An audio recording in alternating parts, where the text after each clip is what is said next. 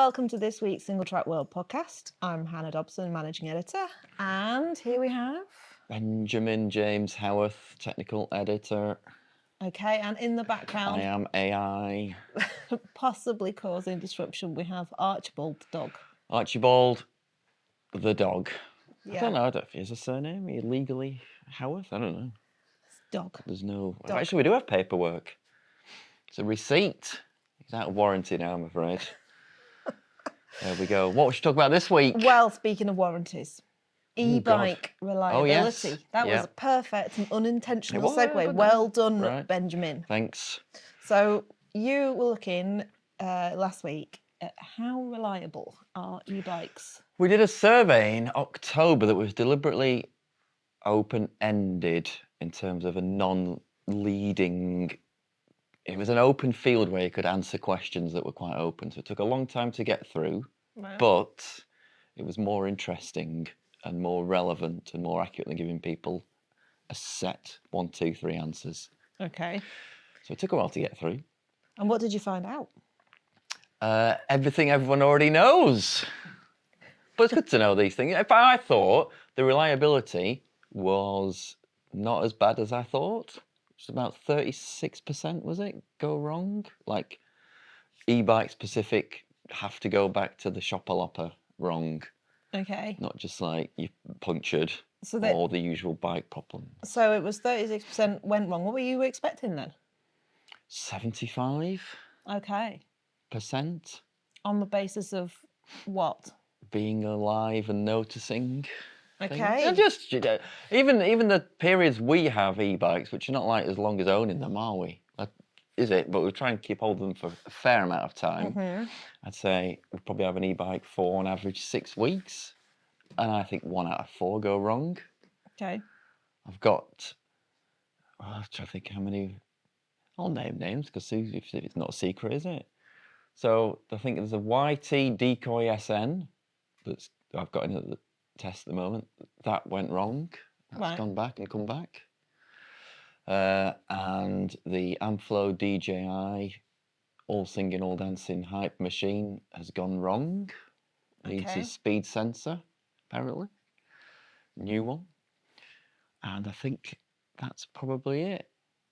So that's more than half of that's 2/3 of what e-bikes on test are currently. Okay. So the common factor here is you. This could be something to do with operator error or how you use them or don't care. I think there probably is a thing, but it's more like if you are a fair weather green lanist, you're probably all right with an e-bike. Just going off what people have said in the replies, you can kind of either they tell you or you can infer certain things. Like if you really look after your stuff, you probably won't have as many problems. But if you are a normal human mountain biker in the UK, you probably it's going to go back to the shop at some point, more likely than not. So is that e-bikes are being treated in the same way that mountain bikes are treated, and that actually they need a little bit more TLC than that? Or it's e-bikes are possibly not fit for purpose, but can they be? The other thing that came through as well is no one regrets getting an e-bike. I'll tell you that at all. They just wish, and even they don't mind them going wrong. It seems to be, it's how long it takes them to get back on the road or off road, whatever, once it's gone wrong. Right. And that's what creates the bad vibes and the. Because you can't go and ride when you wanted to. Yeah, or you don't get it back for 6 weeks or something like that, which is not so good. Okay. Did your survey highlight any particular differences in manufacturers? Yes and no. Not really in terms of reliability to any statable thing. I think Bosch, Shimano. Not statistically evident. No, Bosch, Shimano, and I've forgotten the word. Not statistically significant. That's the word. Yeah. They were all not amazing. But what I would say is when I asked what motor have you ruled out, or what motor you're thinking of looking at, I'm going through that at the moment actually. And that was, we did a survey for people who are e-bike curious, who have not bought an e-bike, but they're thinking of getting one. I asked them what sort and what battery or motor they might be interested in. People want Bosch, and if people have something they, if there's a motor brand that they don't like the sound of, it's Shimano. And do you have any insight as to why? Because the warranties have taken an awful long time to get sorted out. Okay. And thus people have been very more vocal on the internet about Shimano's going wrong because they're more peed off because their bike is out of action for, or has been out of action for longer. So there's more noise about Shimano. And am I right in thinking that Shimano tends to be more of a whole new motor swap out thing rather than a bit of a motor, and whereas Bosch is like, well, swap bits and pieces? Don't really have that data, but when I've had sent things back, it's been whole new motor. For all brands? Right.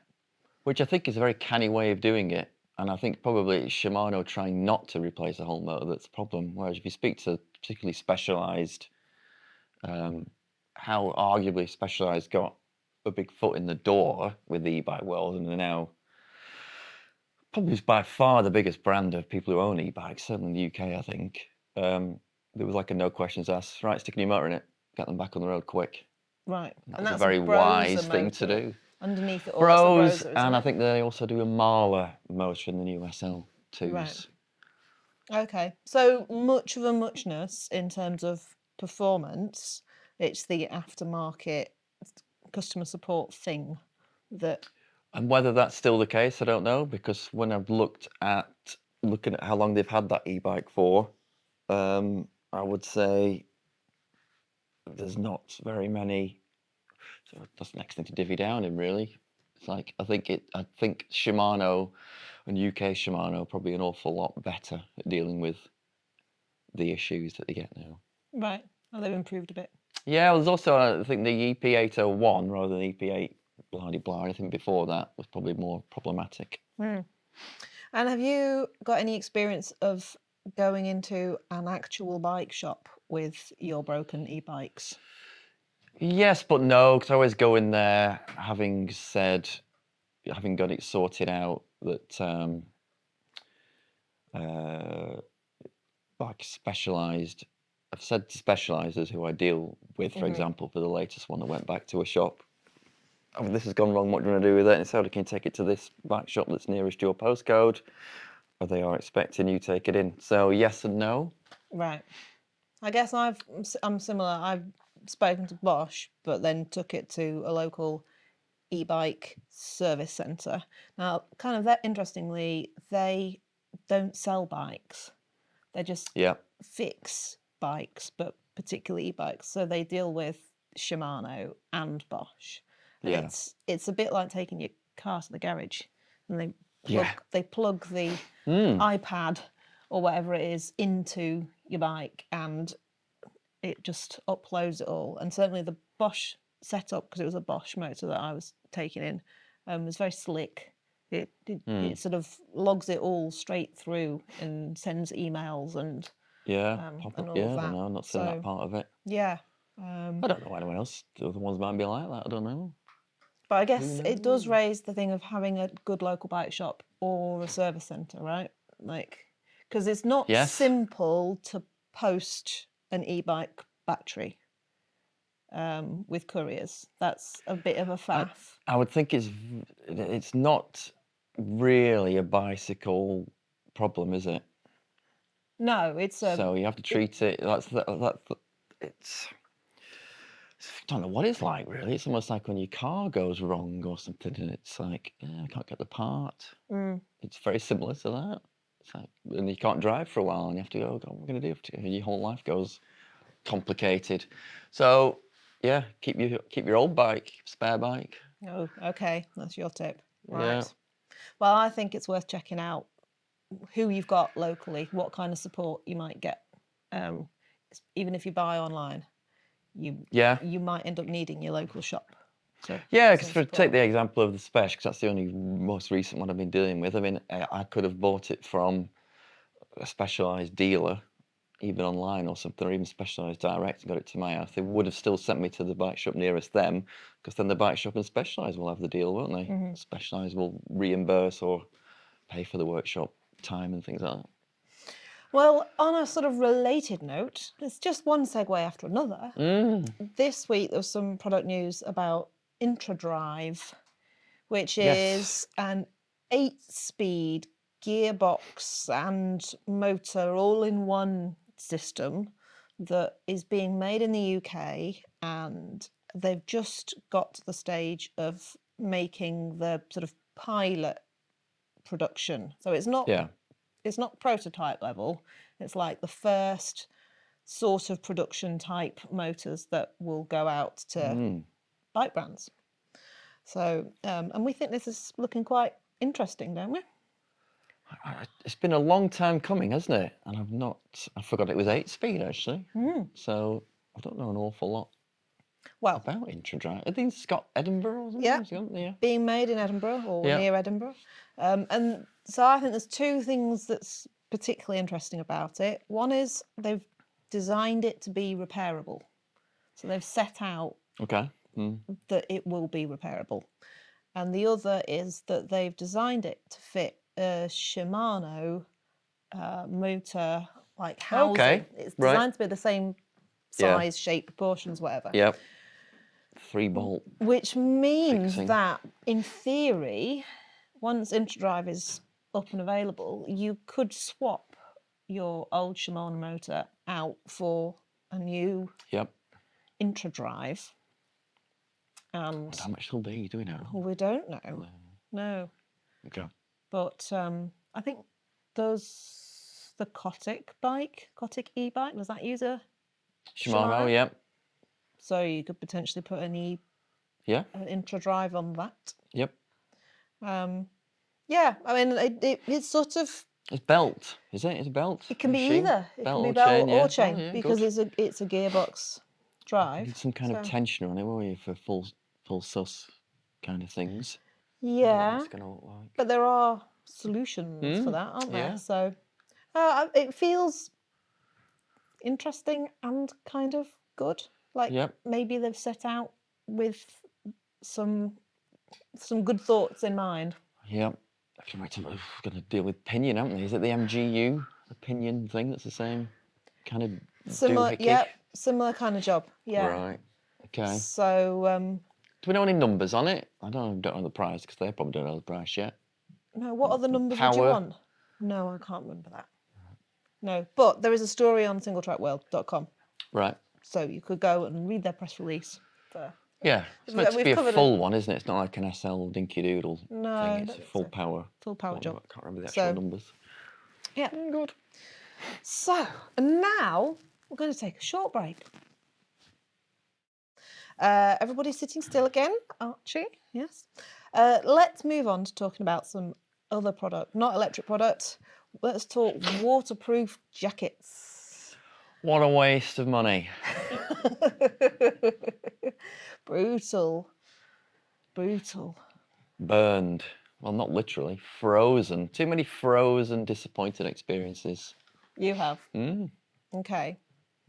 But sometimes you do need to be wrapped up waterproof. Like, you can't just keep warm and keep moving. It's not the waterproofing we're bothered about, is it? It's the breathability. BOLLOCKS. Right. Because once they get wet and wetted out, they no longer breathe. So you might as well just wear a bag for life. I don't know. Okay, so you're saying that you still think that waterproofing has its place? Waterproofing is not an issue, is it? Very easy to make a waterproof garment. What you can't do is make a breathable garment that's also waterproof. Can you make a waterproof garment in this day and age, though? I don't think you ever really could. There was the Gore-Tex version 1 that was oleophobic and therefore really horrific for skin. That worked, but you know, it didn't work because it was not very nice. And it's also like an ecological disaster, isn't it? Yeah. And also, I think jackets do very well by reviewers who have them for 3 months. Try having them for 3 years. They don't work after like 18 months, do they? Well, and I think that's got more so the case as the fabrics have become less damaging on the environment. Yeah. I mean, I've You can't I've cover referred them to in my poor stuff anymore. my poor Gore-Tex pack light that I got for my 21st birthday, which was most definitely a long while ago, and I've still got that jacket, and it is still basically waterproof. But that's because there's nothing on it to wet out, and it's made with pure oil and melted dolphins or something. It's ambergris. Is that the thing from a whale? Spermaceti from the sperm whale. I've just finished Moby Dick. It took me 6 months. Wow, that's not long actually. Really, it's pretty good going. So, yeah, all of that has changed waterproof jackets. Yeah, and it's quite noticeable if you do happen upon some like super old stock, then you do notice that it doesn't wet out in the same way. Yeah, I do think it's a British thing as well, really. I think it never really worked because what's inside the jacket is the same atmosphere as outside the jacket. And unless there's a difference between the atmosphere outside and inside, it ain't going to transfer. So, and on a mountain bike as well, okay, good luck, as if you're walking somewhere dry and like humidity quite low and somewhere ace, probably all right, but they just don't work. But all of that said, sometimes you go in places where you do need a waterproof jacket. Like you can't go to the top of a mountain and think, well, I'll just keep warm by moving. Like something that isn't waterproof and allows you to get soaked to the skin is going to result in hypothermia. Yeah. So you do need something waterproof. And with that in mind, I have been testing waterproof jackets from Endura, which I'd actually been testing their MT500 for best part of a year. Oh yeah, yeah. And then they launched the new version. Yeah. Which, interestingly to me, was so different that you might as well have just given it a completely different name. Yeah. So it's made with a different weight of fabric. So the previous one was heavier. The new one is lighter and therefore supposed to be more breathable. And I think possibly there's something in that. And it's got completely different features, like its pockets are in a different place, there's zips in a different place and all of that. And turns out the women's one is different from the men's one. Okay. Because they've got a different pool of testers. As you might expect, there are women testing the women's jacket, but they also have a different designer. Okay. For the women's and the men's. So they get slightly different features. Now, I do think that the new version is a lot better than the old version. Did the old version have lycra cuffs? The old version had these little lycra cuffs on the inside, yes. Who came up with that? It was sort of cosy, I suppose. Well, yeah, and it's a heavier so it wicks duty all jacket. the weather inside up your entire outfit. And then takes 2 days to dry, and you have to remember to turn it the other way out. Bananas they'd come up with that. Yeah. So that's one of the things that's different. In the women's one anyway, it doesn't have the little cuffs in it. Yeah. And the Velcro is on the opposite side now. Instead of being on the top, it's on the bottom or the other way around. And like there's lots of little details like that are different. And somehow it does make it add up to making it a better jacket. I do think it's a better jacket. However, it's 250 quid, which is a lot of money. And the previous jacket, for all that I had gripes about it, you can probably find that one in a sale now. Okay. Which I think might... Yeah. Like, do you go for the one that, if you're not like me and haven't ridden in probably 20 or more different waterproof jackets, you might not notice the difference. Or would you go for the 250 quid? Actually, that's quite a good jacket that's well thought out. You go neither. You wouldn't have You got either. 70 quid, you go to Decathlon, and you get something that's really waterproof, that's got a really easy to operate, smooth running zip, and a back slit panel at the back. Because the only thing that's going to work is vents. Vents. Well, so there's armpit vents on both of the MT500s. No, they don't work, do they?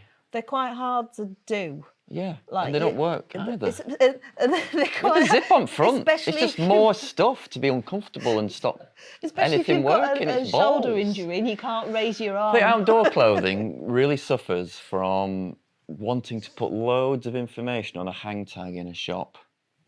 It's the worst thing if you just say, made of this fabric, full stop. But those are the best flipping jackets. So you don't want bells and whistles. As this, so it's easy for someone in Evans to sell it you or something. No, the less is more. Okay, let's start at the top. Would you want a hood? Yes. Would you want it to go over or under your helmet? Over.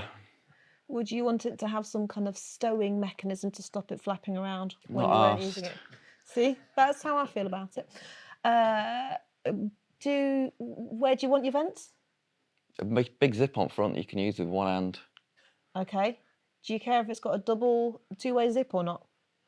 No, I don't really. In fact, I find two-way zips really annoying to do up in the first place. Okay, well, add that to the long list of things you find annoying. How do you feel about pockets? I like a sternum, is that what we call it? Napoleon? A Napoleon pocket. Napoleon pocket. On the outside or the inside? Why can't we call it a Nelson pocket in the Brexit era? Because he actually did have one arm, didn't he? And he was less of a tyrant, arguably. Depends what side you're on. on. I'm calling it Nelson pocket from now on. Okay. Nelson pocket. And two hand pockets as well. Do you want the Nelson pocket on the inside or the outside of your jacket? Outside. Has it got to be foam size? Yeah. Okay. Do you want any like little elastic adjustable things to change the shape of your hood or the bottom of your jacket or any of that? Depends if you end up with dingle dangles round your neck. Do you want dingle dangles or not? God, no. Right. No dingle dangles. Just want them on the back of your head, don't you? Zip! Pull it backwards like that. Ah, so do you want to be able to make the hood stay up while you're wearing it to walk the dog in the wind? I have a different jacket for walking the dog. It's longer. Oh, okay. So your bargain jacket deal involves actually buying 2 bargain jackets then? Oh, gotcha! Just I like a long coat for walking the dog. I sometimes wear a normal one. Okay. I'll tell you what's brilliant about that. I don't work for Decathlon, but about their mountain bike jacket, it's got a proper Smithy style thing you can zip up when it's really awful. So it goes really high up and keeps stuff out. And it's got a hood that comes over, right? And it's got a little envelope at the front of it that goes on your peak. So it stays in place. Yeah. Ka-ching! Cunning. And how much do they charge? 70 quid? All right. I like the little Brilliant, foldy thing. That's cunning. Yeah. Okay. So, and I don't know, that's fine, innit? I'm not really that bothered about waterproof zips either, because they're really hard to use with one hand. Okay. I'd rather just had a zip that went up and down. And what about stuffability or packability? Do you want it to fit into a bag or fit into its own pocket? Not a proper waterproof, no. No, you're on it. Got it on for the day, haven't you? Okay. See, I like one that stuffs down into a.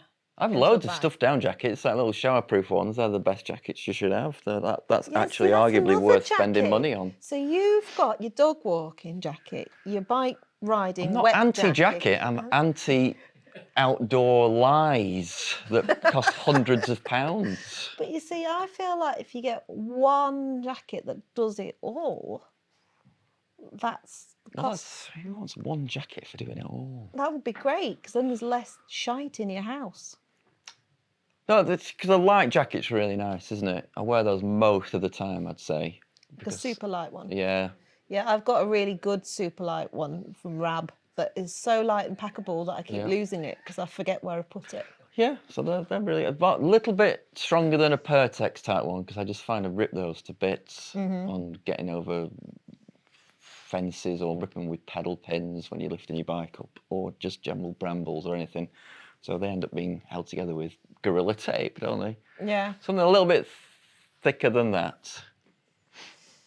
Okay, well, everyone. So there you go. You've all been listening. now you can go and design Benji's perfect jacket for him. I've already got it. It's already done. I've already told you what it is. Get out there. Buy it. I can't remember the name. It's a real boring name. It's like an ST700 Rock Rider or whatever they're called. Okay. Well, that was quite a deep dive on jackets. So I think we shall move towards. Tell you what we will do. We will update your Enduro review in 18 months' time. Sure, that was that's like a head-to-head. It's like I want to know how many times you've worn it and how many times you've washed it. I'm not counting that many times. Right. Crikey. Right. Yes, my review of the previous MT500 is on the website alongside like a first ride, first look kind of a thing. Aye. Yeah. Nice colour. Give it that, like the bramble. They call it. Even though See, it's that's like really 90s divisive. People tie-dye. either go, "Oh my God, what is that?" or they go, "Ooh, I really like that." See, there's no winning. Yeah. There's no choice on it either, is there? Yeah. Is there? I think so. Oh, I've got to work that out. Right, good. Anyway, deep dive on jackets, done. Also on the website now is the new issue. Issue 159 is now on sale of the magazine. My report from Red Bull Rampage is in there. For those watching on YouTube, there it is in all its glory. Yeah, my report from Red Bull Rampage is there with some maths from Mark. Oh, yes, yep. Looking at the forces that riders are experiencing, which will also translate to the likes of Hardline and Natural Selection, which is on now, which you might be watching. So you can have a look at that. There's taken a hand cycle up on Monroe. And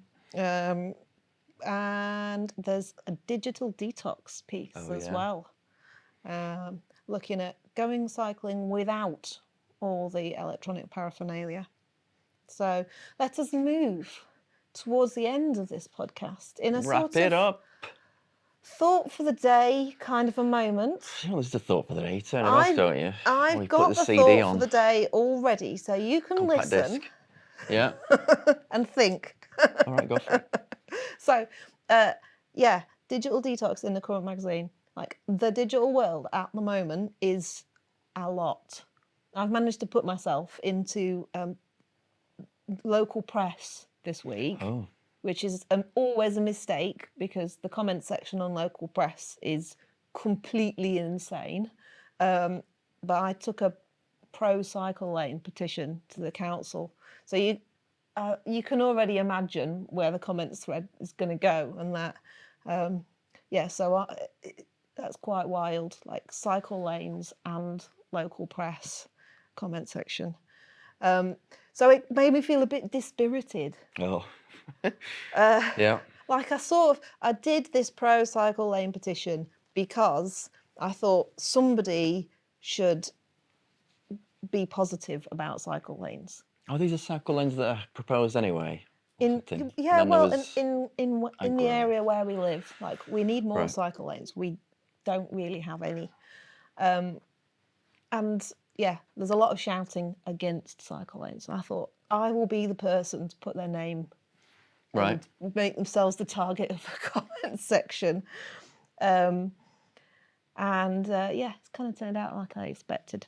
So I was reading about Shannon Watts, who started the Moms Demand Action campaign. Okay. Which is the gun control campaign group in the USA, which attracts a similar amount of insane comments to cycle lanes, I think. Consequences, not quite so severe on cycle lanes most of the time as on gun control, but there we go. Anyway, she said that she tries to get a daily win while campaigning and while working on advocacy stuff.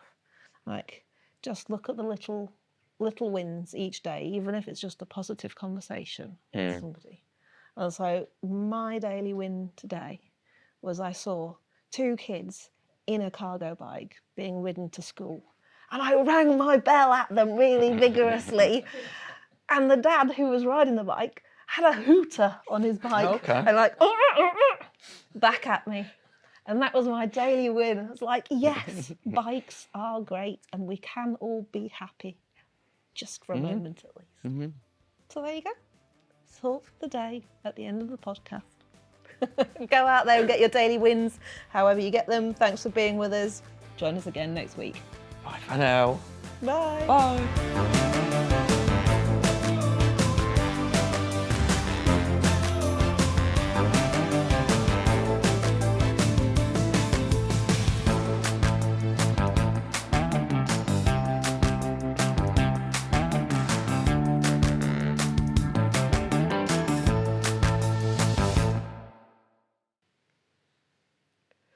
Slickest engine ever. There we go, did it? I just wear a bin bag in the ready.